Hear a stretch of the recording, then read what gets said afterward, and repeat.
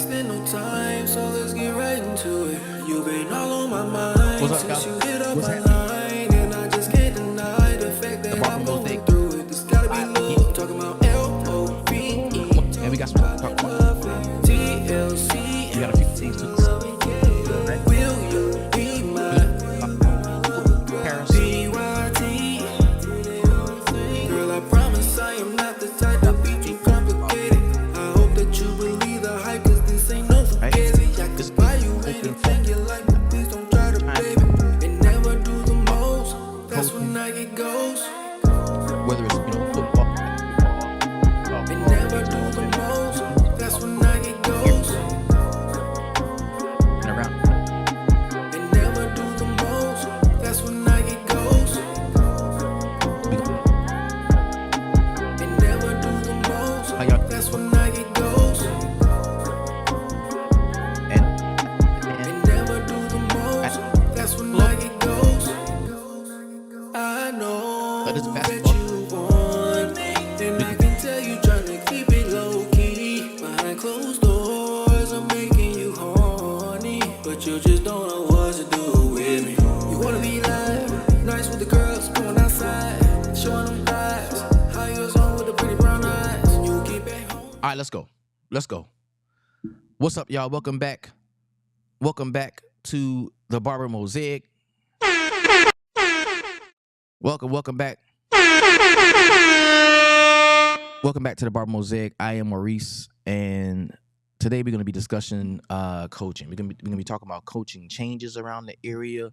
There are some rumors swirling around about who's going to be heading up the next program. Good morning, Jen.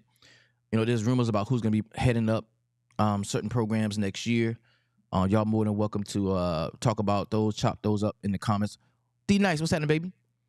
But we gonna talk about it. We had the guy step down at Somerville. I believe he was the varsity coach there. We had some changes in terms of football coming up, where we got the guy from Oceanside that came to West Florence. There's a lot of stuff going on in the in high school sports and in the coaching world, and I just want to talk briefly, not briefly, because I'm pretty long-winded. I can go for a minute. You know what I'm talking about? I want to talk about coaching from a perspective of what goes into making a great coach. Like what are the three things that a coach has? What are the three key ingredients that you look for in a program headed up by a coach? Like what are those things? And for me, the very first thing that I love to see in a coach is I love to see a system.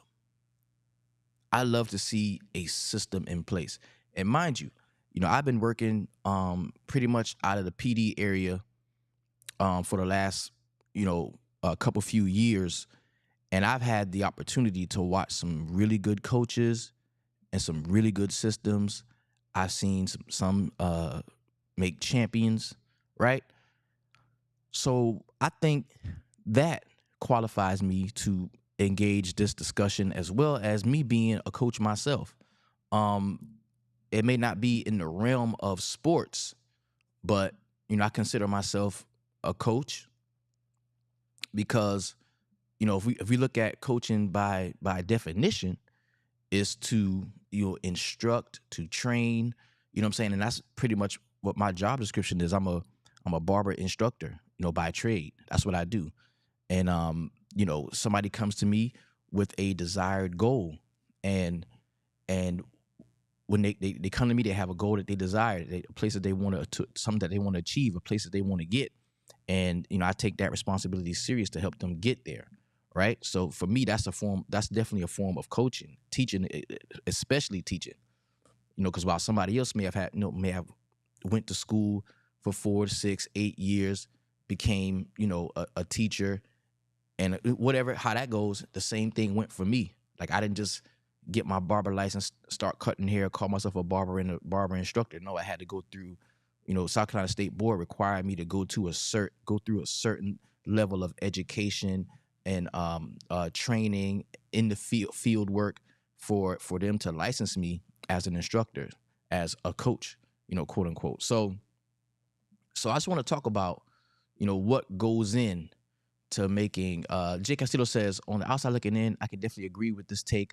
Although I think a personal coach needs to be likable and able to relate to players by their abilities and able to conform to players. Okay, that's a nice perspective. I like that. That's coming from Jay Castillo off of YouTube. And please don't forget to like. If you're here, like.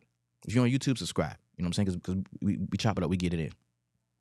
So, and I just wanted to qualify myself briefly as somebody who looks at it through that way, through that lens. And so when we talk about coaching, the one thing that I like to see, I love to see a system. I love to see something make sense, because once you implement a system and it's a winning system, it's very hard to stop. A lot of the things that we go through in society, in our daily lives, are based on the system that was always in place. And people always, they always put a negative connotation toward a system. Like, I don't want my child to be in the system. The system, you know what I'm saying? But when we look at it for the positive, we can begin to understand that systems are clutch. Systems are key. Because if you get a system running properly, you can walk away from it and it'll still continue to run. So I love to see systems in place. So when we talk about coaching, especially coaching in this area, right, I love to see systems. And the components to the system that I love to see the most, number one, is a structured mind. Like, let's say you have a varsity basketball coach, right? Well, we know, because the system is already in place, the school system is already in place, there's certain zoning laws, there's certain eligibility stuff, like you can't play until 7th grade. There's certain things, there's systems already set in place, right? So if I'm a coach, I'm a coach at a varsity program, any school here, I know that there's a loosely linked, there's a JV program. I know there's a JV program. There may be a B team program at some schools, but I know that there's a middle school program. And I also know that before those kids get to middle school, they're in elementary. So the kids that are at this elementary school are probably going to go to this middle school, that are probably going to go to this high school. So the first thing I like to see when I'm looking at a coach is, what are his links? And how involved is he or she? How involved are they to the lowest level of that system? Do they have a presence at the elementary schools? The varsity coach. Does the varsity coach have a presence at the elementary school? Do they have a presence at the middle school? Do they have a real presence, a part of the junior varsity program, right?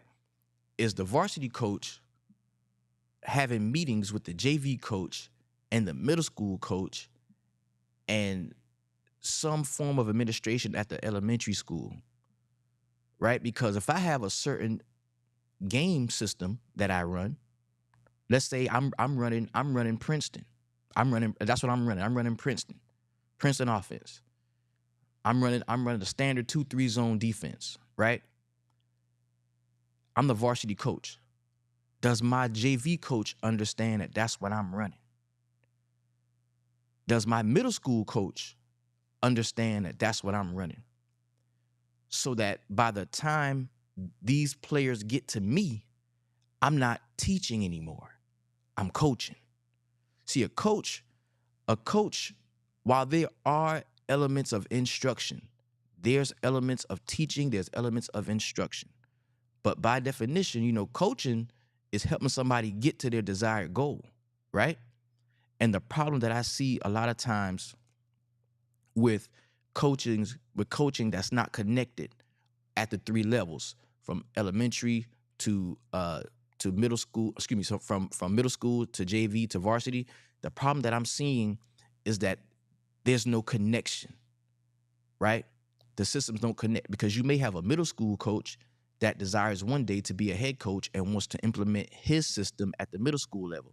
And then you have the JV coach that desires at some point to be a varsity head coach. So he or she has their system that they want to implement.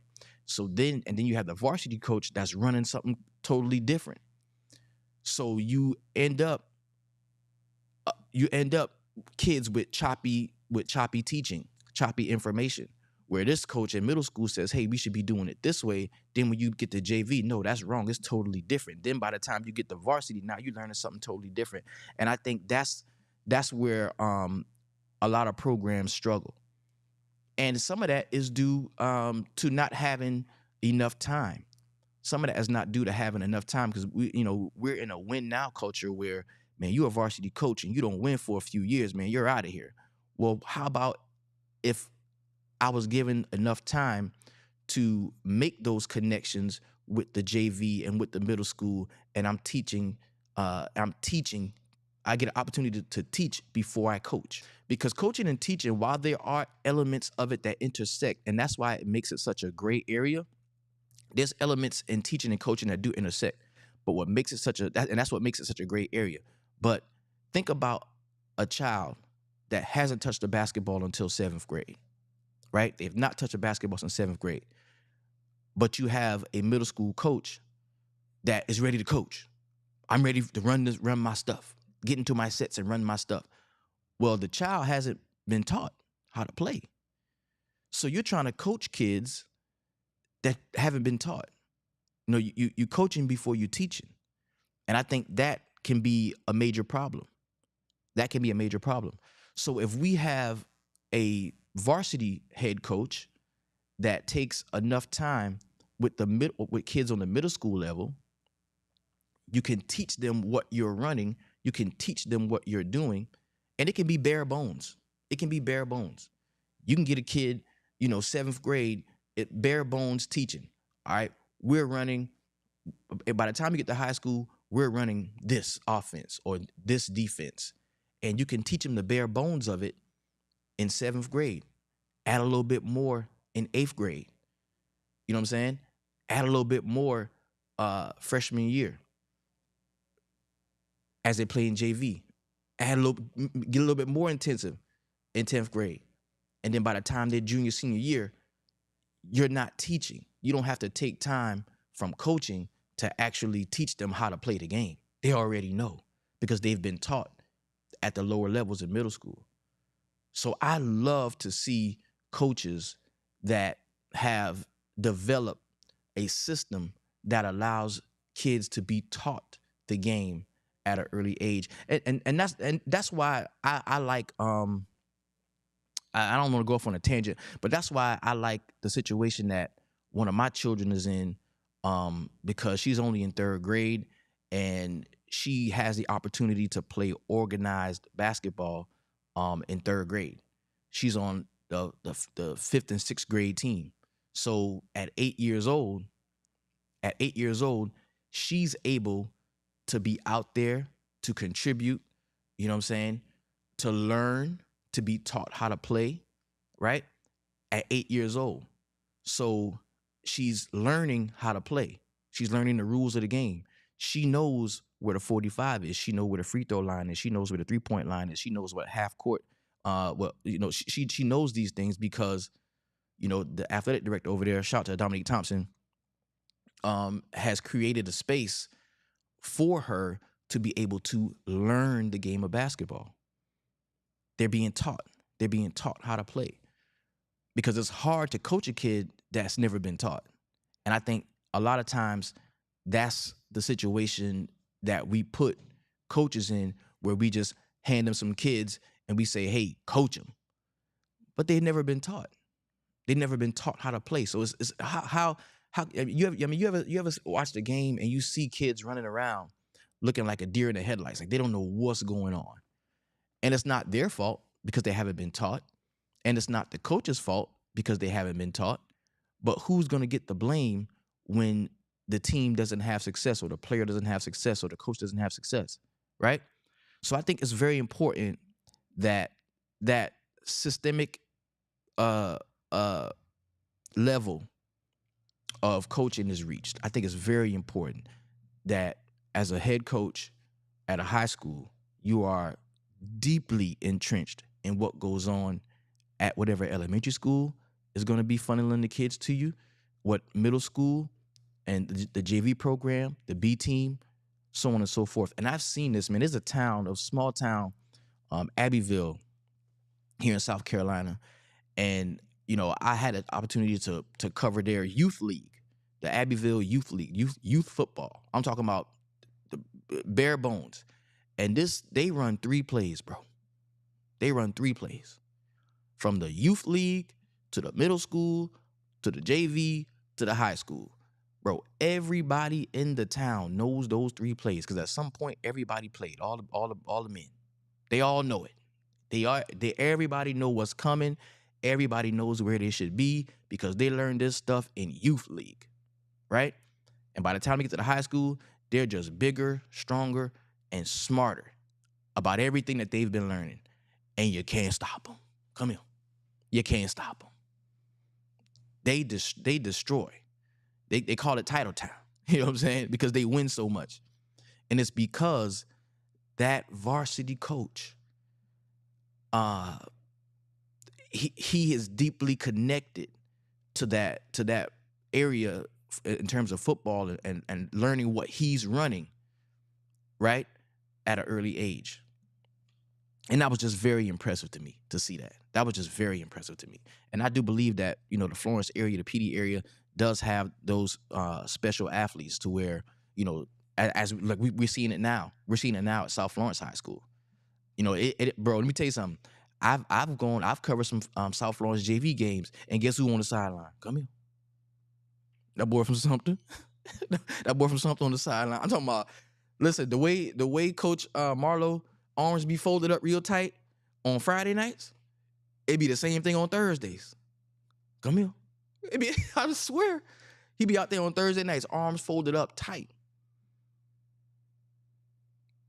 Because you can tell that he's connecting himself to not just the JV program at South Florence, but also to the middle school program at Southside. And we're seeing that program have a lot of success. We're seeing that program have a lot, from the middle school to the JV to the varsity. We're seeing that program have a lot of success. And I just feel like that is a really big key. That is a really big key to coaching and to developing a winning system.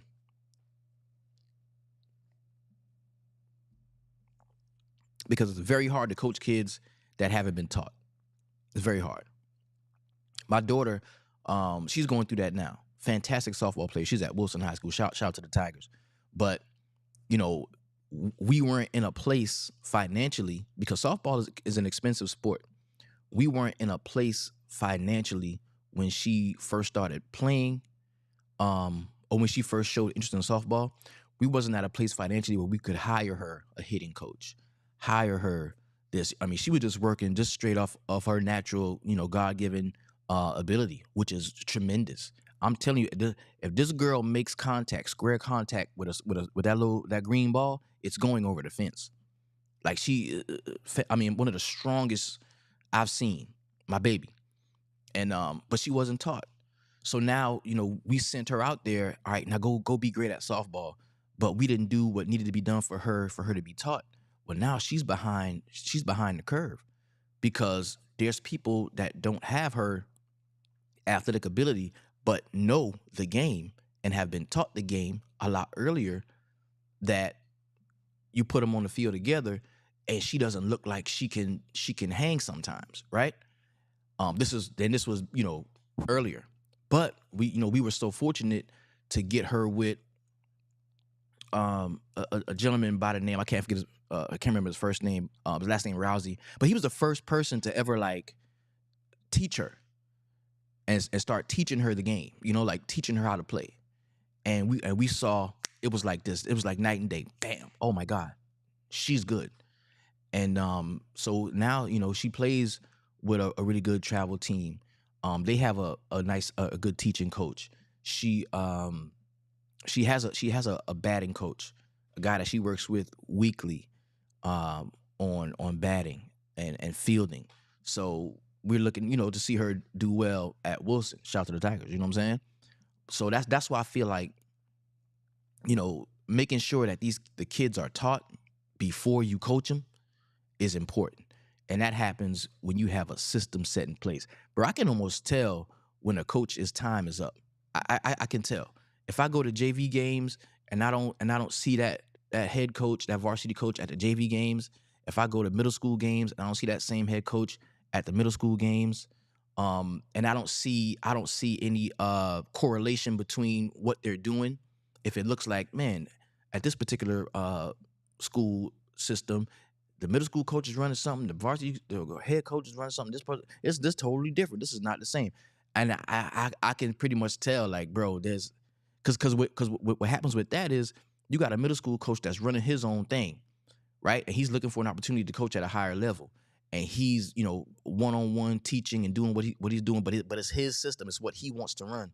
And it doesn't correlate with the JV or the varsity. Well, when that guy gets an opportunity to coach at another school, guess what he's going to when he takes that job, he's going to take some of those kids too. Right?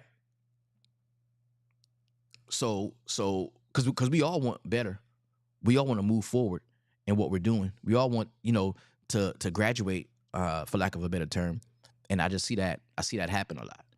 So that's what I like to see. I want to see a coach actually, develop and implement a system that's not just good for where he is, but it's going to work for him later on because, he has a deep connection to the JV program and a deep connection to the middle school program. Because honestly, knowing how to play, understanding how to play, understanding the game, understanding the system that whatever coach that you play for is running as early as possible, it can make all the difference in the success of the program later on.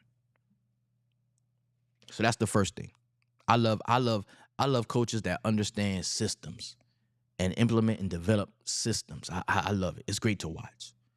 It's great to watch because if they can do it, at that level, they're going to achieve a level of success. They are. It's just what it is. And the next thing that I love to see from a coach is that connection to a travel team of some sort. Because I don't care what y'all think. This might sound crazy to y'all, but bro, it's recruiting. Yeah, I bought the candles for the shop. Come here, you look good. I like your hair. I like that shirt too. Come here, let everybody see your shirt. Come here, acting like that. Look. Oh, it's game day. It's game day. Game day. Y'all come to we going to Lakewood today. To support your favorite player. Yep. All right. Love you. All right, so yeah, that's my beautiful wife. So yeah. I like it when coaches have connections outside of the school, in terms of maybe an AAU program or a travel program, right?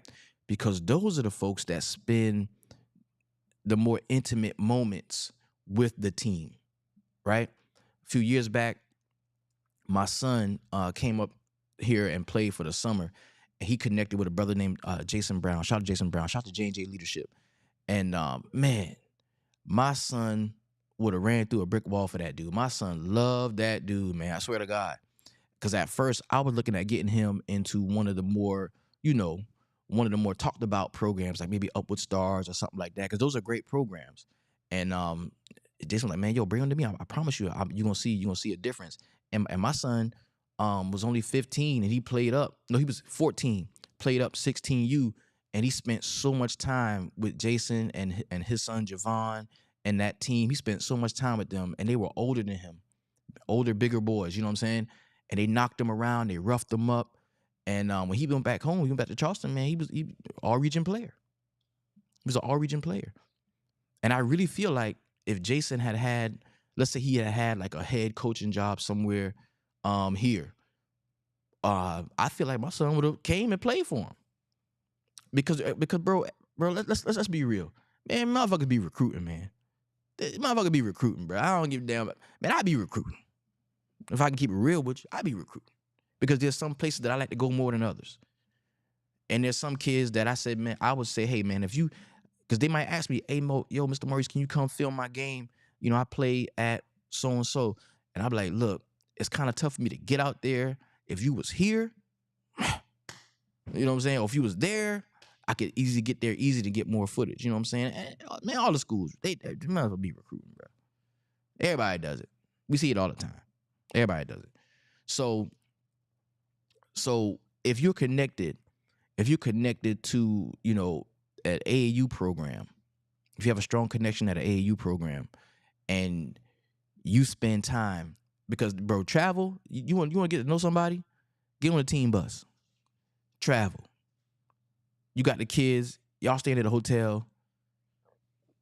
You, the parents, the kids, y'all in Rock Hill at the sports complex for the weekend. Y'all laughing, joking, talking, eating together, high-fiving.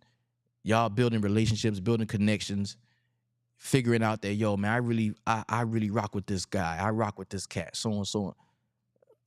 That makes it easier to get them to come to whatever school that you're at. So I love to see connections made outside of the school. See, it was different when I was coming up. When I was coming up, man, you never saw your coach outside of school. Your coach was a math teacher. Your coach was an English teacher. Your coach was a PE teacher. And you never saw him outside of school because AAU wasn't that big of a thing when I was a kid. You knew he really didn't love you. You thought he might have cared a little bit, but you knew he really didn't love you or really care like that much. You know what I'm saying? He didn't understand you. He didn't look like you. Didn't understand where you was coming from, what you was going through, because he only saw you at school, only saw you during practice and during games, and in class. If you took a class and he was a math teacher.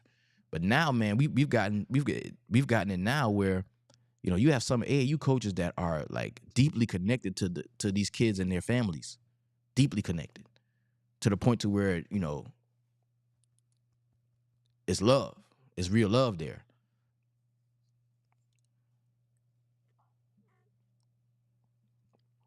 So that's what I like to see. I like to see a system, and I love to see, you know, connections outside of the school setting that, you know, can prove to a kid that, nah, this coach ain't just your coach and just want to see you hoop. This dude wants to see you win at life. This guy cares about you. This guy loves you. And I didn't always agree with, you know, some of the things that Jason, you know, was doing with my son at the time. I was like, this and that. But what did it do though? It made him a better kid, and it made him a better ball player. It was the results. Like, our relationship improved dramatically, because he got a chance to see how, if you really want to get to this spot, man, that's what you got to do. And they did it. And it definitely, you know, proved positive for him. So I love to see systems. I love to see connections outside of school. So we do have, there's gonna be some coaching shakeups. You know what I'm saying? I know GameFlow just released our 6 finalists for Boys and Girls Player of the Year in South Carolina. And there's been some chatter about it. But let's talk about it. Let's talk about it. I mean, it was dropped in the South Carolina High School League sports group, where we talked about, where we at?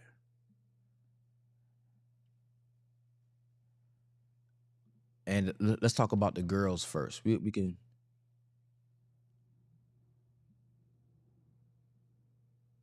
Let's talk about. No, you do the guys first. Guys first.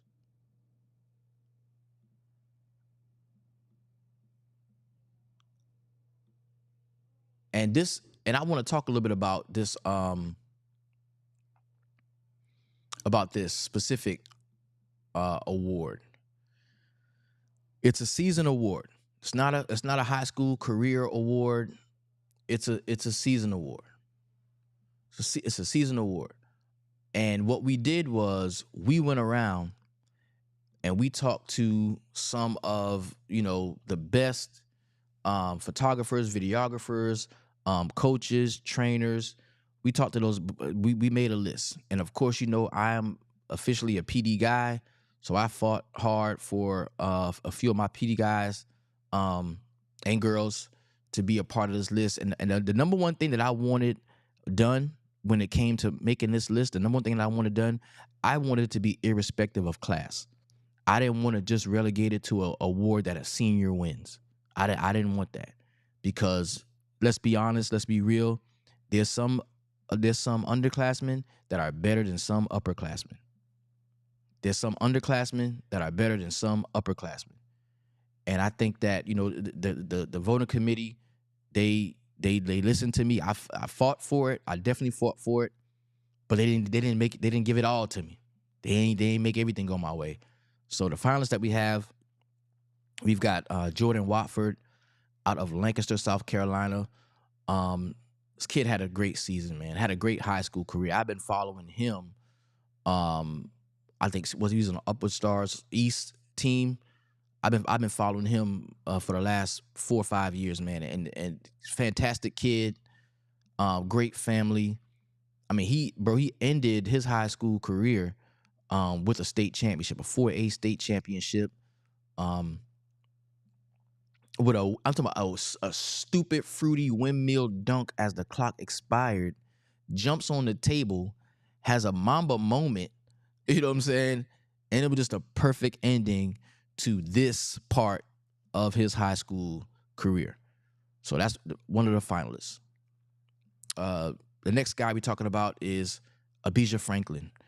This dude led the state in scoring, averaged upwards of 35 a game. I'm talking about went crazy all year long. Very smooth player, has a fantastic touch in the mid-range game, can get to the basket, can score. He has bounce that you might not see coming, so you will get dunked on. Yeah, he got a lazy bounce that if you don't know, he will show you in game. I believe he's already committed to Furman. Led the state in scoring, like I said, just a fantastic player, fantastic kid. He's out of Wren School. That's in the upper state of South Carolina. And the beautiful thing I love about this list and the way that we were able to compile this list is we got information from people all around the state. When they told me, yo, when you come state championship week, lower state week, state championship week, when you come out, you got it. These are the kids you have to watch. And I threw some names out to them. Hey, these are the kids that you have to watch, right? And then you got Deron Dunbar, another kid, had a great season at North Augusta. Beat my Tigers. You know what I'm saying? Had a great season. He's what I would call a 3-level scorer. A guy that's really good going to the basket, attacking the basket. A really good defender, very solid perimeter defender too. That's with him. That's something that gets overlooked sometimes. Is his ability to defend the perimeter. He's a really, really great perimeter defender. So he's a finalist here for us. Come on now. Come on with it now. Talk about my boy. Now this is the youngest player. This is the youngest player that's up for Game Flow Player of the Year. Josh Leonard, right? And who called him? Thank you for calling the Bar Mosaic. How may I help you? What's going on, Maurice? What's happening? How many you got? I know you got booked up for that. No, I ain't booked up, man. You can come through whenever you're ready.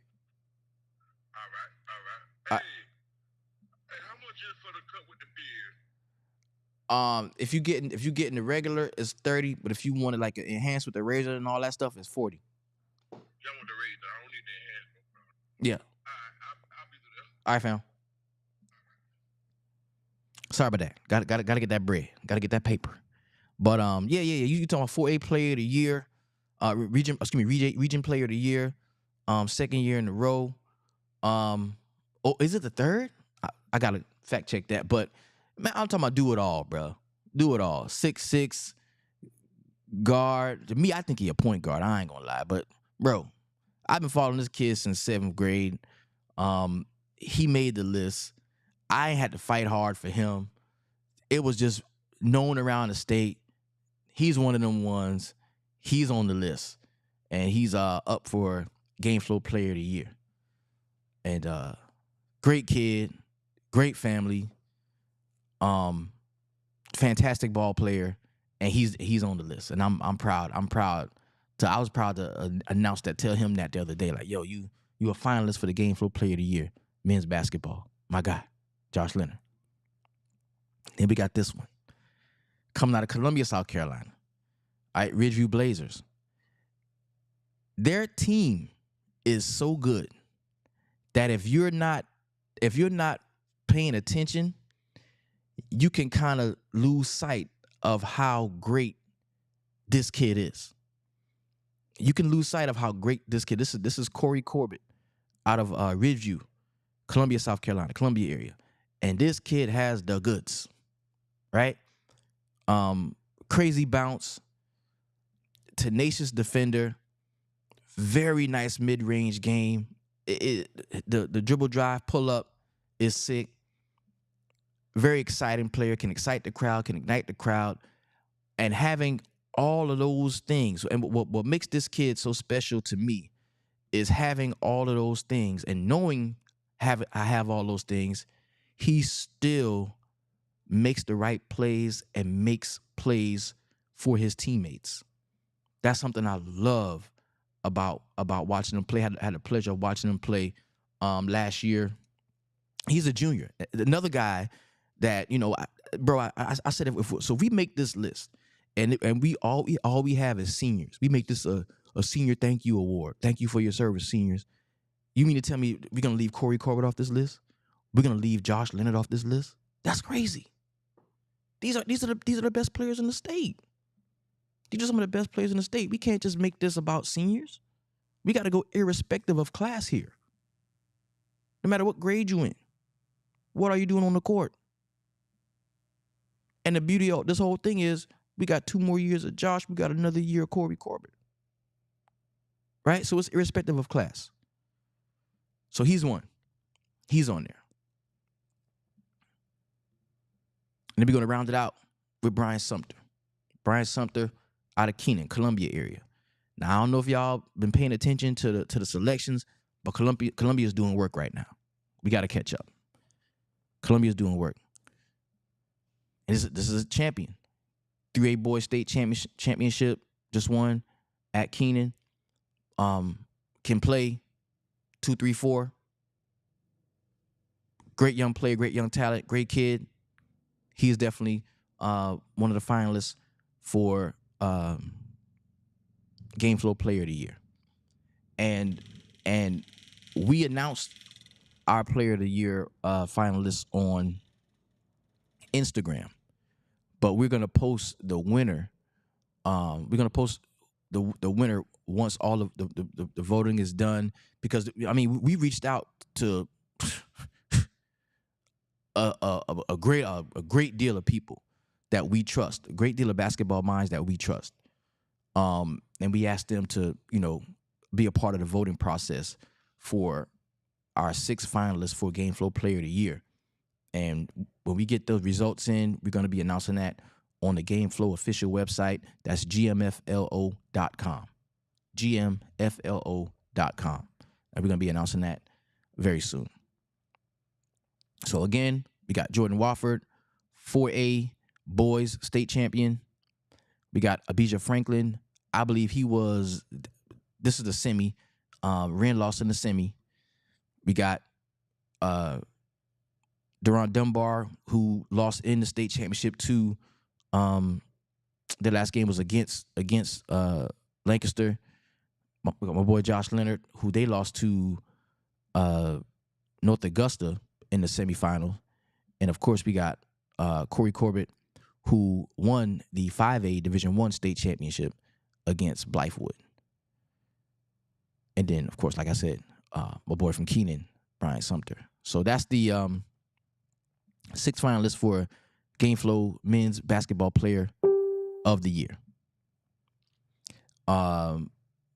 Let's talk about our ladies. Let's talk about the ladies,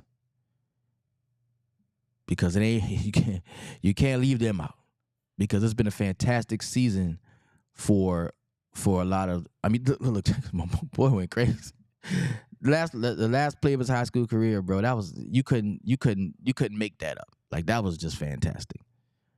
All right, so we got Chase Thomas out of Blythewood. They won the state championship against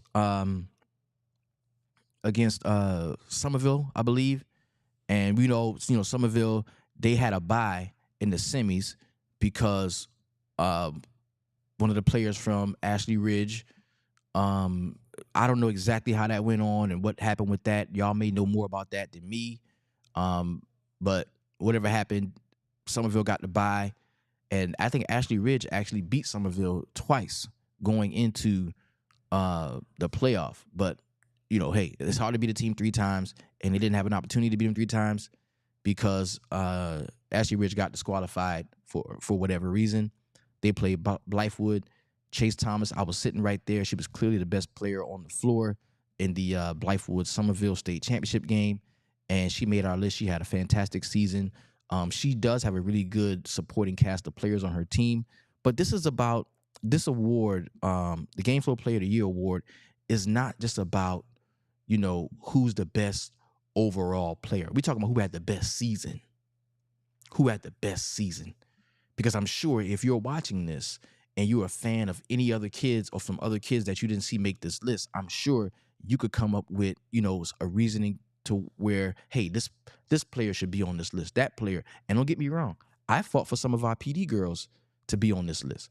I felt like Logan Murray out of Wilson, but y'all gonna think I'm biased, but I felt like Logan Murray could have been on this list. I felt like Hannah Rouse could have been on this list. I felt like Treasure out of Dillon could have been on this list, right? I felt, and they was gonna kill me. They was, bro. I felt like Harmony Bostic could have been on this list. I feel like Harmony Bostic could have been on this list now, in terms of Player of the Year, because these are all state selections.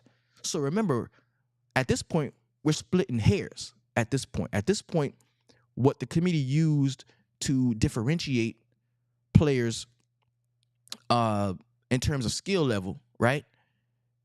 It was more about how their play impacted the totality of this season, right? So they played the trump. They played the the winning card on me. You know what I'm saying? They played the winning card on me because a lot of people, AAU is great for scouts. But when you playing on championship week, you get everybody out there. You see what I'm saying? You get everybody out there. Last year, when Joyce was in state championship, Dawn pulled up. You know what I'm saying? So that was their argument against me cramming the list with PD girls, because I definitely fought for some of those girls to be on the list, and they will be. I really do believe. I believe in the coming years, in the next year or two, we gonna have someone on the list that gonna go crazy. I believe it.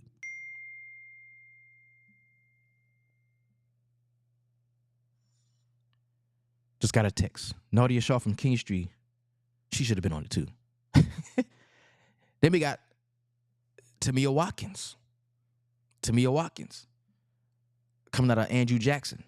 Now, this is, again, another one of those players, very similar to Corey Corbett. She has such an awesome supporting cast and such a great coach that her individual play can be overlooked if that's what you're into. But she hopped over that hurdle easily by leading the state in scoring. State's leading scorer, Tamia Watkins. 2A state champion, right? Very good player. I've been following her for the last few years as well. So she made the list. Tamia Watkins made the list. And if you got any concerns, let me know. Let's talk about it. Let's chop it up. But she's on there, and I think it's very, very well deserved. Like I said, at this point, when we get to this level and discussing women's basketball around the state, when we get to this level, we're splitting hairs. We're really splitting hairs here, right? Then we got Skylar Tuttle. Now, what's understood ain't got to be explained.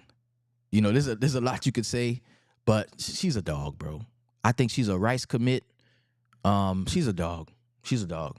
And I'm about to be going back and forth. She's a dog. She's a dog. And I really believe if that Ashley Ridge team had not been disqualified, I believe she would have been a state champion this year.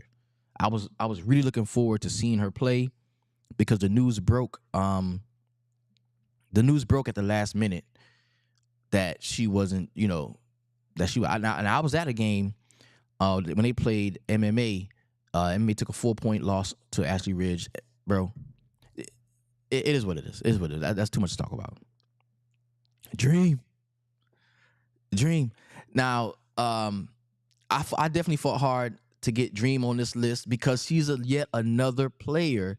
She's yet another player that her contribution to the team can be overshadowed by how good the team is across the board and how great Danny Taylor is at coaching this team. But she's the good. She got it. I believe she's got some really good interest, if not an offer from South Carolina State.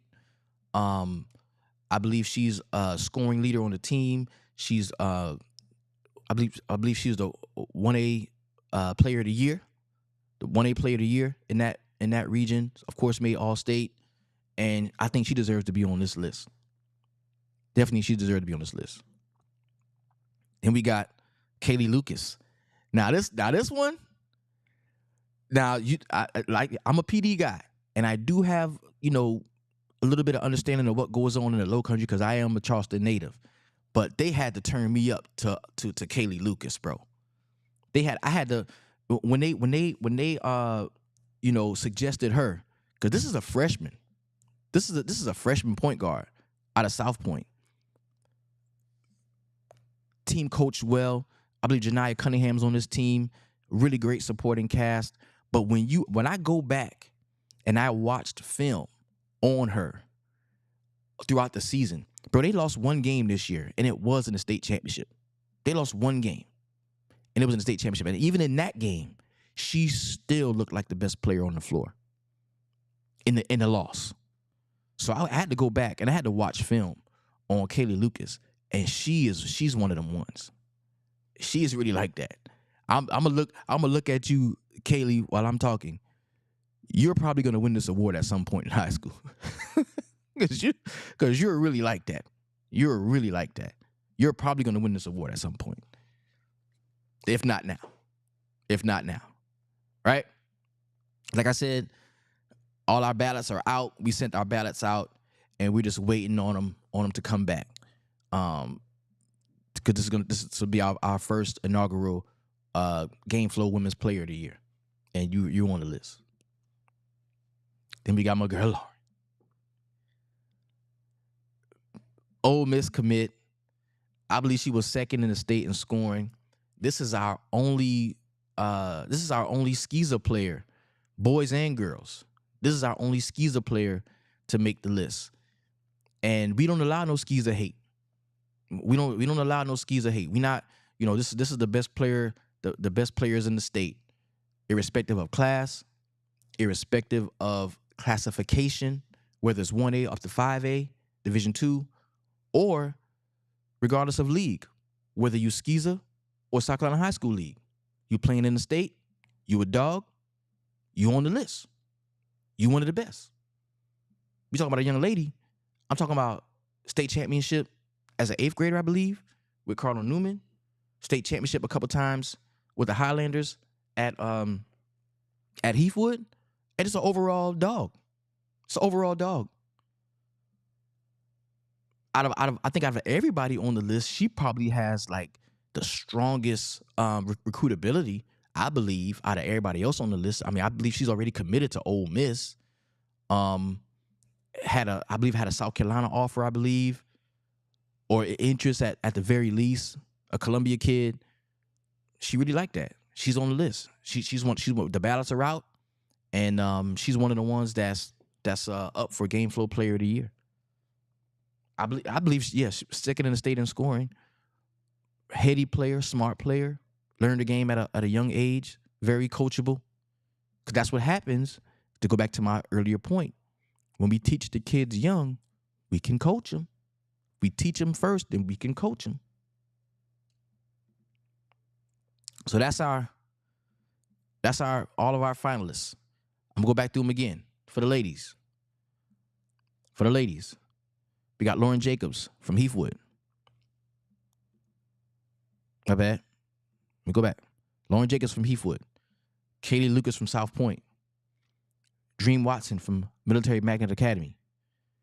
We got Skylar Tuttle from Ashley Ridge. We got Tamia Watkins from Andrew Jackson. And Chase Thomas from Blythewood.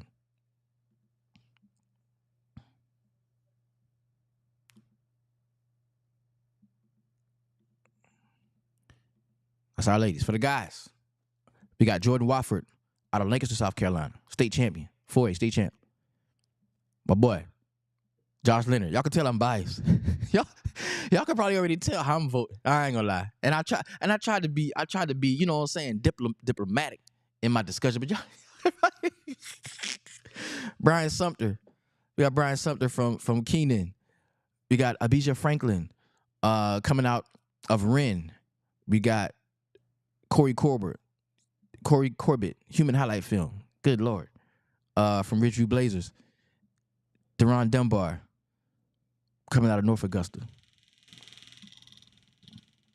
So that is the Game Flow finalists for Player of the Year. Those are our finalists for Game Flow Player of the Year. So it's an exciting time, man. We're also gearing up for us. It's track season now. So a lot of these kids are going to be doing, Jada Davis was actually another one of the kids that I wanted on this list too. I fought hard for her to be there too. Bro, if you left up to me, that list would have been PD to the bone gristle.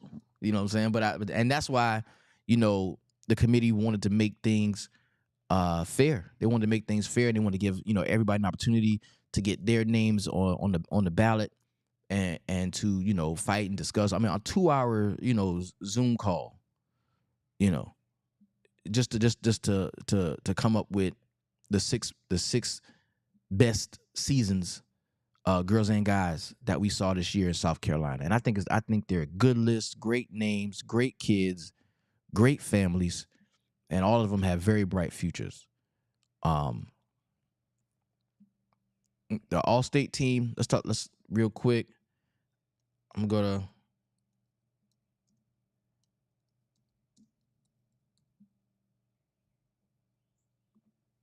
give y'all a quick rundown on the and this is coming from coming from the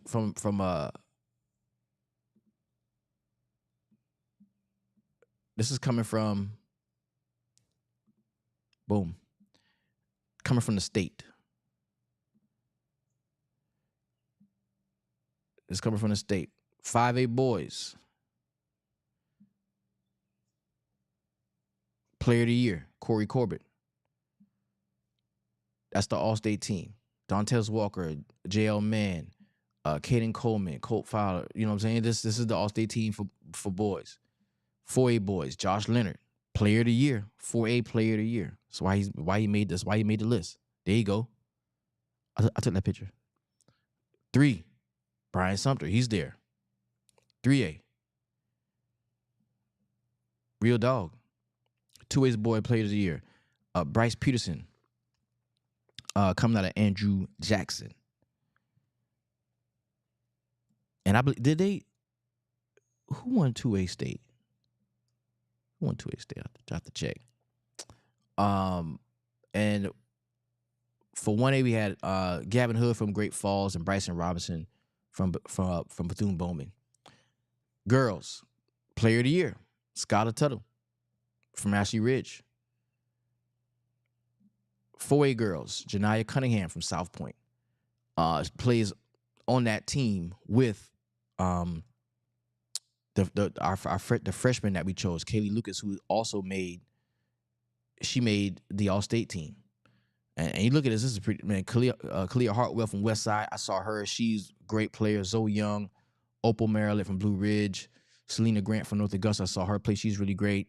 Harmony Bostic, of course, shout out to Harmony Bostic. I definitely fought for her to be on that list. But she's gonna make it. She's gonna win the award at some point. Braylon Mungo out of Camden.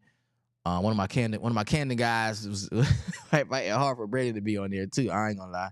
Kaylee is there. So yeah.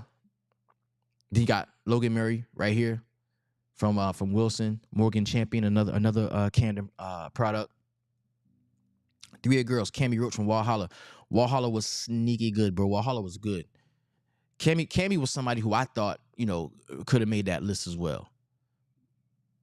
Cammie could have made that list as well. 2A Player of the Year, Tamia Watkins, of course. And then Avion Walker from Denmark Olar. And Dream Watson from Military Magnet. They were co-players of the year. So, if you like the list, let me know you like it. If you don't, let me know why. But this has been Maurice from the Barber Mosaic. My hour is up. I got to get back to work. Thank y'all for joining me. Y'all have a wonderful day and a blessed week. And I'm out.